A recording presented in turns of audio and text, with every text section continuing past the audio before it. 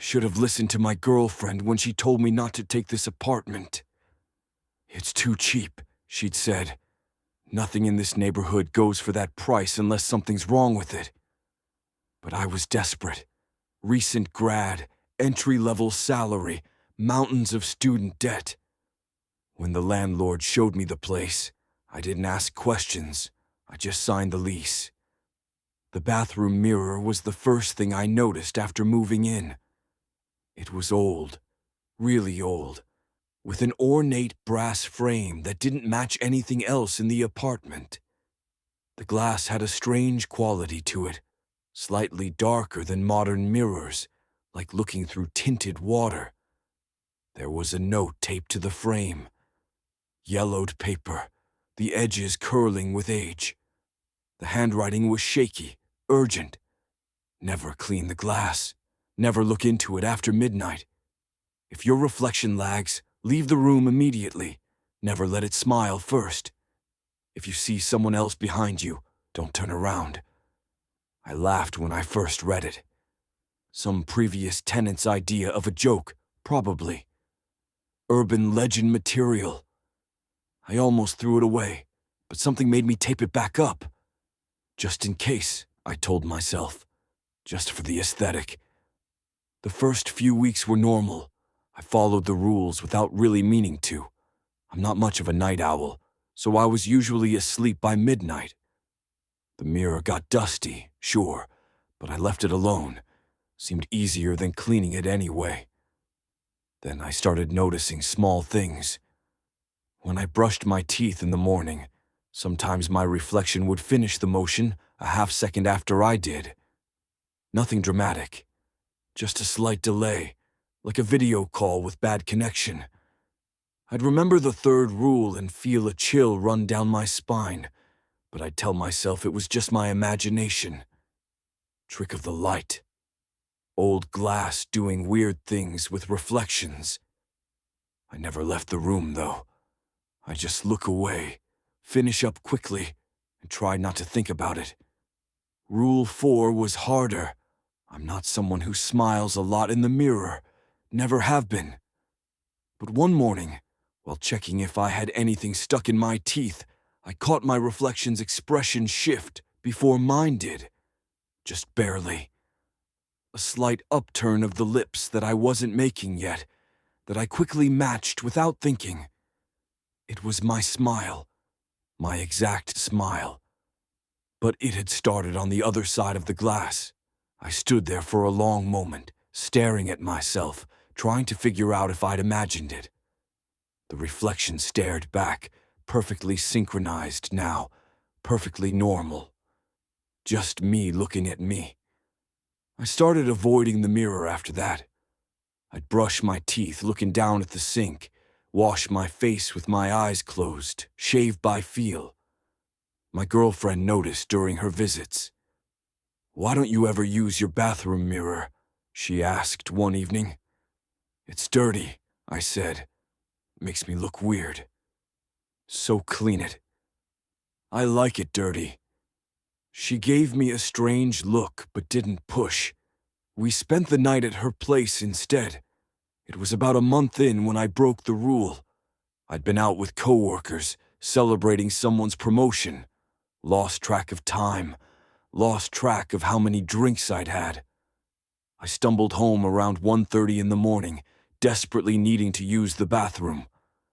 I flicked on the light without thinking, did what I needed to do, washed my hands, and looked up. My reflection was already looking at me. Not the way reflections normally work, not that simultaneous moment of meeting your own eyes. It was looking at me. Its head was slightly turned, angled toward me, like it had been watching the door, waiting for me to come in. I froze, hands dripping water into the sink. The rules. The second rule. Never look into it after midnight. My reflection smiled. Not my smile this time. Something else. Something wider, more knowing. Its eyes were my eyes, but there was something behind them I didn't recognize. Something that had been waiting a very long time for someone to make a mistake. I wanted to run, wanted to bolt out of the bathroom and never come back. But I couldn't move, couldn't even blink. My reflection raised one hand slowly and pressed its palm flat against the glass from the other side. Then it knocked. 3 sharp raps, clear and distinct. The sound echoed in the small bathroom, impossibly loud. I stumbled backward, finally breaking whatever held me frozen. My hip hit the doorknob hard enough to bruise. The pain snapped me fully alert, adrenaline burning away the alcohol fog. When I looked back at the mirror, my reflection was normal again. Just me, pale and terrified, hands trembling at my sides. But I could still hear it, that sound. Knock, knock, knock. I left the light on and closed the door, wedged a towel under the gap at the bottom. It didn't help. I could still hear it from my bedroom. Steady, patient, rhythmic. Knock, knock, knock. It knocked all night. I didn't sleep, just lay in bed, staring at the ceiling, listening to that sound echo through my apartment. 3 knocks, then silence, then 3 more. Over and over, like someone trying to find the rhythm that would finally get me to answer. When dawn finally came, the knocking stopped. I called in sick to work, spent the day researching, trying to find anything about mirrors with rules, about reflections that knock. I found plenty of urban legends, creepypasta, horror stories. Nothing that felt real, nothing that told me what I'd let in by looking after midnight. That evening, I stood outside the bathroom door for 20 minutes before I finally opened it. The mirror looked the same. Old brass frame, dark glass, the note still taped to the corner, rules written in that shaky hand. My reflection showed me exactly what I expected to see. An exhausted guy who hadn't slept, dark circles under his eyes, hair a mess. But as I watched, my reflection raised its hand, slowly, deliberately, and knocked on the glass from the inside. 3 times. I closed the door, locked it.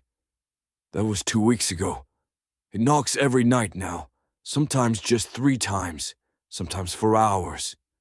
Always the same patient rhythm. I've stopped using that bathroom entirely. Started using the building's gym down the street just to shower.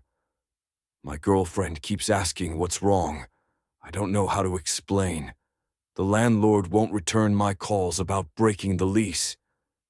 Last time I went by his office, the secretary said he doesn't handle that building anymore. Hasn't for years. When I asked who does, she just shook her head and told me she couldn't help me. I went back to the apartment yesterday to grab some clothes. The bathroom door was open. I know I'd left it closed, locked even. But it was standing wide open, light spilling out into the hallway.